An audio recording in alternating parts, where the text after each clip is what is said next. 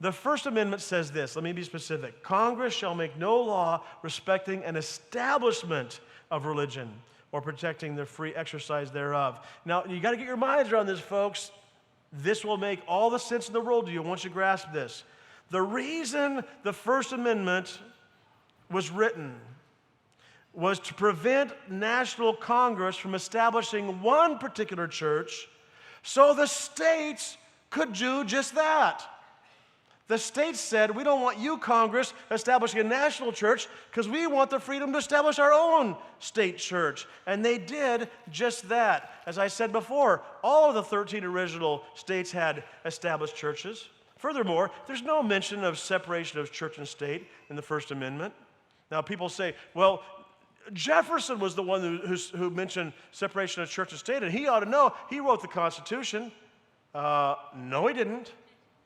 He wrote the Declaration of Independence. When the Constitution was written, he was in France and had been for years.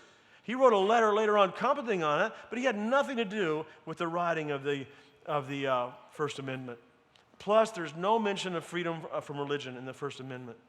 Folks, people today will say, well, separation of church and state, you can't be in government, you can't be doing official and mention God. Or you can't pray, things like that. Well, if that's the case, then I ask, why was the very first order of business for the first United States Congress in 1785? Do you know what our Congress's first order of business was? It was to establish chaplains in the Senate and the House.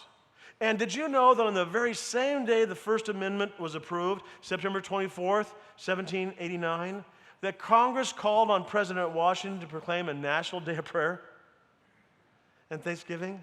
Folks, that's evidence. Those are facts that the Establishment Clause had nothing to do with prohibiting the practice of religion nationally.